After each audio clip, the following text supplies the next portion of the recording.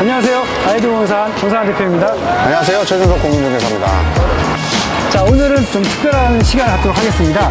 경매 물건에 대해서 얘기를 해보도록 하겠습니다. 네. 좀 경매 전문가로서 넘어지려고 했습니다. 아, 네. 네. 그냥 간단히 이제 사실 이 매물은 지금 마포구 상수동에 소재지가 되어 있는데 보시면 아실 겁니다. 경매에 관심 있으신 분들은 네. 아실 것 같고요. 일단 1회 유찰이 됐고 9월 26일에 2회차 들어갑니다. 감정 가격은 약 22억 정도였고요. 2회차 최저가가 약 18억 정도 되는 금액입니다. 실제 면적이 52평 정도가 되거든요. 그럼 지금 평당가로 계산을 해보면 약 3,400만 원 정도 되는 금액인데 귀가 진짜 막 쫑긋쫑긋한 그런 금액인 거죠. 영상이 올라갔을 때쯤이면 2회차 입찰을 해서 진짜 시간이 얼마 진짜 안 남았을 그런 촉박한 그 정도 타이밍임에도 불구하고 급하게 촬영을 하게 된 거잖아요. 네. 더 잘 아시겠지만 이제 홍대에서 이어지는 상수역, 상수동, 특히 이쪽 지역 좀 주거가 좀 더 많은 그런 지역인데 그거를 보시는 분들이 만약에 되면 어떻게 될 것인가 그걸 집중적으로 권 대표님께서 풀어주시면 될 것 같습니다. 상수동 상권이 사실 이제 여기서부터 경매 물건이 이쪽으로 올라가면 좀 더 가깝고요. 요거 내려가면서 상수동 사거리거든요. 네, 상수동 사거리. 용강동 쪽으로 가는 거고요. 상수역에서 나오지 않았습니까? 상수역 건너편, 저쪽 건너편 홍대 먹자 상권과 연결되어 있고요. 아, 네, 그렇죠. 이쪽은 약간 주거 밀집형 지역이라고 좀 생각이 되고요. 여기 구석구석 보시면 지금 이 건물 이 건물도 4억으로 쓰고 있어요. 전체가 4억이고 저 앞에 있는 건물도 전체가 4억이고 그쵸. 4억 건물로 굉장히 많이 사용되고 있는 지역이다 이렇게 생각이 들고요. 4억을 원하시는 분들은 이 경매가가 메리트가 있으니까 경매 낙찰 받으신 다음에 멸실하고 4억을 지으시면 돼요. 근데 그 4억을 지을 때 얼마 정도의 또 금액이 더 필요할 거며 또 어느 정도 그 스케일로 몇 평 정도 뽑을 수 있는지 이런 게 궁금하신 거죠. 그렇죠. 네, 그 건축 행위를 할 때 별 문제가 없는지 이런 게 궁금하신 거니까 그가 제가 상담해 드릴 내용이고요. 그런데 제가 이제 오늘 4억으로 이렇게 건축 설계를 했으면 좋았을 텐데 주거 밀집 지역이다 보니까 다가구로 제가 설계를 해봤습니다. 아, 4억은 그림이 지금 안 나오는 건가요? 아니, 그런 건 아닌데, 사업 맨날 하니까. 맨날 하니까. 왜냐하면 기본적인 건물 규모는 비슷해요. 사옥이든 다가구든. 단지 주차 대수가 이제 문제거든요. 사옥을 할 때는 이 땅에서 연면적 82평에 용적률 한 170% 정도를 찾을 수 있는 그런 건물이고요. 주차는 2대. 를 이제 해야 되는 그 정도 사이즈의 볼륨이에요. 4층까지 지을 수 있느냐 5층까지 지을 수 있느냐 이런 게 고민이신데 그렇죠. 제가 볼 때는 인적권 사선 제한 때문에 5층은 좀 힘들고 4층까지 건물을 지을 수 있는 상황인데 용적률 200%를 다 찾을 수가 없는 땅은 맞다 이렇게 생각이 듭니다. 요 정도 참조하시고 제가 설계한 거는 이제 다가구로 설계를 했습니다. 다가구. 왜냐하면 여기 주거 밀집 지역이다 보니까 다가구, 원룸 이런 수요들이 많기 때문에 임대 수익을 내려면 다가구가 더 맞을 것 같고 직접 목적성을 갖고 사옥을 하시려고 하시는 분들한테는 이제 사옥을 하시면 되는데 그건 수익형이 아니라 본인 사업을 위해서 건물을 짓고 나서 엑시트를 또 생각 안 할 수가 없지 않습니까? 그렇죠. 그럼 예를 들어 최저가 입찰을 하게 되면 18억 정도의 입찰을 한다고 보면 거기다 건축비 넣고 각종 세금 넣고 하면 대략 그 총 투자 금액이 한 27억 정도 나옵니다. 27억대. 27억. 27억에서 28억 사이. 얼마에 이제 엑시트를 할 수 있느냐 봤을 때 제가 볼 때는 한 34억까지는 엑시트 할 수 있지 않겠나 지금 싶습니다. 4억을 줬을 때. 근데 당장이 아니라 또 어느 정도 기간이 좀 필요하겠죠. 당장도 가능하지 않을까요? 당장이요? 근데 여기서 얘기하는 당장은 사실 이제 그래도 최소 기간으로 한 그래도 2년 정도는 걸리겠죠. 이제 그래서 낙찰 받고 이제 명도하고 건축 설계하고 건축 실제 이제 건축하는 기간. 그래서 여유 있게 했을 때 뭐 1년 반에서 한 2년 정도. 그렇죠. 봤을 때 10억 중반 정도의 자기 자본을 들여서 수익 실현을 할 수 있지 않나. 모르죠, 뭐. 세상 일 알 수 없죠. 다만 주위에 이제 예측 정도. 매매 사례를 좀 비교해 보면 7천, 8천에 거래가 되니까. 그렇죠. 예, 그 정도 봤을 때는 50평에 있는 건물이니까 8천이면 40억이고, 네. 7천이면은 35억. 유사 거래 사례를 예를 들어서 제가 설명을 좀 드린 거고요. 4억을 지면 그 정도의 이제 거래를 할 수 있지 않겠나 이렇게 예상을 해보는 거, 추정을 해보는 거죠. 네. 예, 그리고 건물은 이제 어느 정도 볼륨을 지을 수 있는지가 또 중요하기 때문에 네. 아까 말씀드렸다시피 건물은 연면적 80평에 용적률 170%까지 보고 건물을 생각해 보면 되겠다 이렇게 생각이 듭니다. 자, 지금 이제 저 바로 앞에 보이는 저 건물이 지금 이제 오늘 소개해드릴 네. 그 건물입니다. 네. 지금 이제 여기서 보면 지금 2층 건물로 딱 보이는데, 그렇죠? 밑에 지하층 하나 있겠죠? 네. 네. 그 제가 랜드북 참조를 해서 설계 좀 했는데요. 현장에 와서 이 현황을 보면 레벨이 거의 높지가 않아요. 얼마 없어요. 네. 조금 있긴 하네요, 그래도. 네. 그래서 높진 이쪽이 않지만. 높아야 네. 이쪽 땅이 높아야 일조권에 유리하거든요. 네. 눈으로 봐도 한 1m도 안 되는 그쵸, 1m는 안 될 것 차이이기 같아요. 때문에 예. 그다지 많이 이득을 보지 않겠다 하는 생각이 들고 네. 네, 하여튼 그렇습니다. 네. 아, 그러면 이제 저쪽으로 좀 자리를 옮겨가지고 요 매물에 대해서 이제 권 대표님이 풀어주실 건축 개요부터 해서 이제 좀 차분하게 얘기를 한번 해보도록 하겠습니다. 네, 알겠습니다. 네. 가시죠.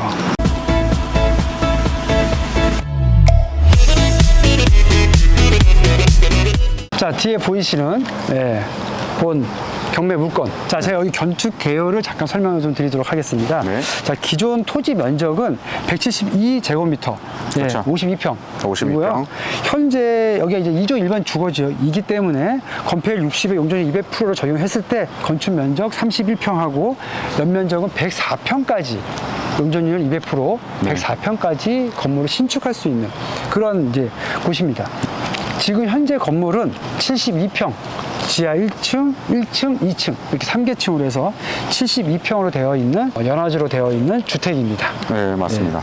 아니, 지금 현재 임차인은 지금 없는 상태로 보여지고 네. 현재 이제 그 소유자분께서 네. 직접 거주하시는 걸로 보여집니다. 그러면 이 낙찰을 받았을 경우 이제 궁금한 거는 아마 이걸 이제 어떻게 할 것이냐 이게 가장 궁금하실 거란 그렇죠. 말이죠. 예. 네. 지금 그것 때문에 우리가 지금 이렇게 또 네. 예, 촬영하고 있는 거 아니겠습니까?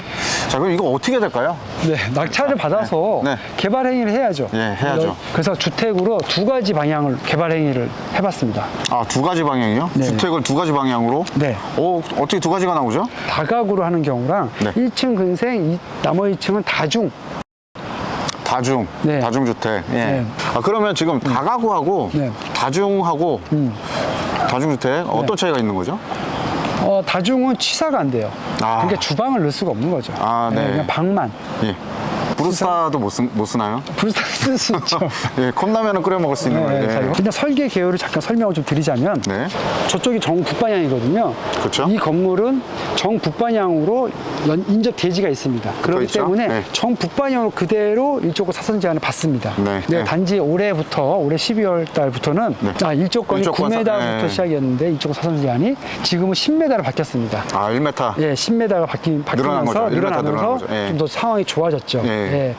그렇다 하더라도 5층까지는 힘들 것 같아요. 지하 1, 2, 3, 4층까지 총 5개층 정도는 할 수 있는 토지다 이렇게 생각이 들고요. 네. 1층을 주차장으로 놓고 예. 필로티 구조로 해서 1층 네. 주차장 놓고 또 네. 공용 부위가 있어야 될 거 아닙니까? 그렇죠. 2층 올라갈 때 공용 부위 놓고 나머지 층 2, 3, 4층까지 3개층을 다가구로 했습니다. 아, 네. 3개층이 넘어가면 네. 다세대로 바뀝니다. 그렇죠. 그건 네. 다른 얘기예요. 예. 다세대는 분양을 해야 되는 거죠. 네.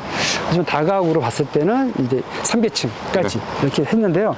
다가구로 만약에 개발 행위를 한다고 하면 주차 4대를 놔야 됩니다.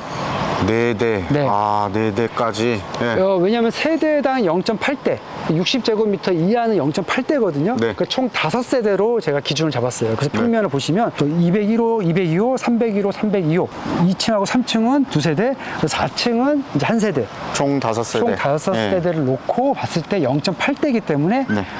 4대를 주차를 해야 됩니다. 그래서 네. 주차 시설 이렇게 4대를 설치를 했고요. 1층이 어쨌든 필로티로 해서 네. 주차 4대에 들어가게 네, 그렇습니다. 예, 그렇게 네. 됐다는 말씀이신 네. 거죠. 네. 그래서 전체적인 건축 개요를 보시면 제가 설계한 건축 개요를 보시면 건폐율 60%까지 나올 수가 있습니다. 네. 60% 놓고 용적률이 164%. 그러면 이제 이렇게 됐을 때 네. 공사비와 그다음에 임대료 그렇죠. 그게 중요하죠. 이 평수에 네, 얼마일까요? 201호 총 5가구의 임대료가 네. 이 정도가 계산될 것 같아요. 네, 발표하시죠. 대략 720만 원에서 좀 더 받으면 800만 원 정도. 5가구에 720. 네. 평균 얼마 잡으신 거죠? 평균 12만 원 정도. 지금 한 세대당 네. 150 정도는 받아야 된다는 얘기네요. 그렇죠. 160, 150. 그러면 이제 공사비가 있지 않습니까? 네, 네. 전 8억 1천 정도. 8억 1천. 예. 네. 최소. 정도 나올 것 같고요. 그렇게 계산하다 보면 총 투자비가 대략 27억. 이거는 이제 그거죠. 최저가 입찰.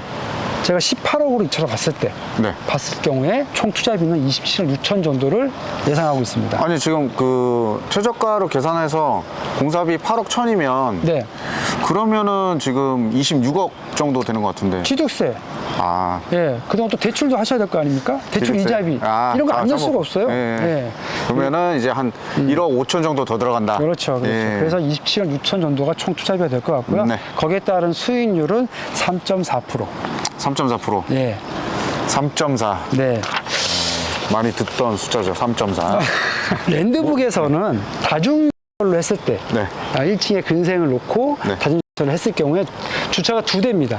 네, 2대. 그래서 임대를 1층을 좀 뽑을 수가 있어요. 근생으로. 네. 예, 다중주차를 했을 때. 네. 다중주차는 또 다가구나 주차 산정하는 방법이 틀리기 때문에 네. 주차 2대이기 때문에 1층이 15평, 그 다음에 2층 23.2평, 3층도 마찬가지고요. 4층은 11.1평 이렇게 해서 임대를 구성을 해봤습니다.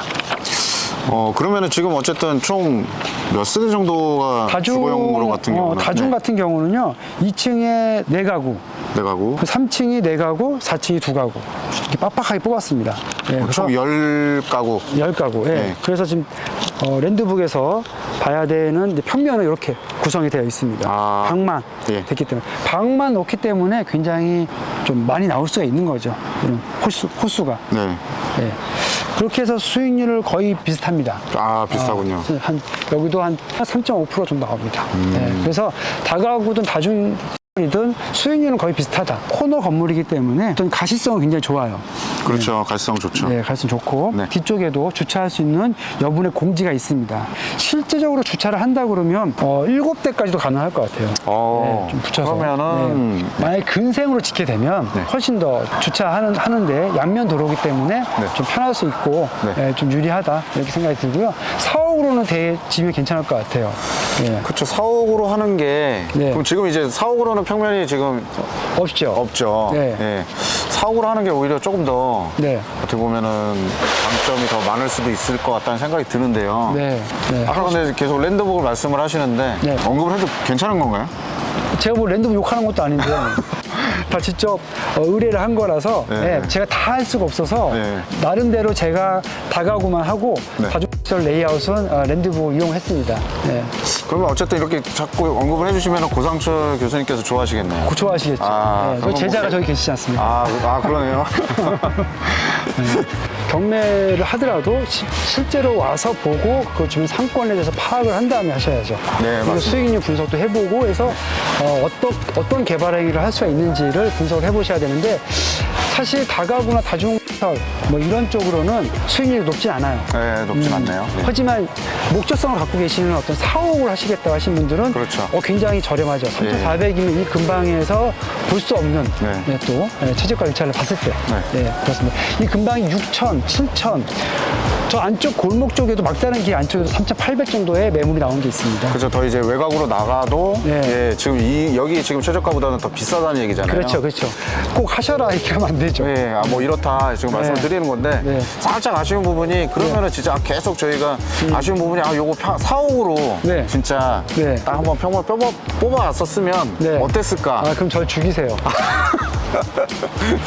어땠을까 하는 생각이 계속 드네요. 앞으로는요? 지금. 예. 만약에 이 매물에 어쨌든 요즘 경매 매물도 매물이니까요. 어쨌든 이 그렇죠. 매물에 관심 있으신 분들은 4억 쪽으로 한번 그렇죠. 예. 다가구 다중은 수익성이 별로 없는 것 같아요. 그렇죠. 네. 그리고 꼭 내가 사업을 하고 있지 않는 그런 상태라고 하더라도 사옥으로 지어놓고 물론 이제 직접 쓰실 분들이 이제 설계하시고 참여하셔가지고 뽑는 것도 좋지만 사옥으로 매각을 하셔서 이제 엑시스트도 가능하실 것 같고 이게 뭐 그 생각하시는 만큼의 수익이 될 수도 있고 조금 못 미칠 수도 있지만 굉장히 메리트가 있는 것 같아요. 이 매물 자체는.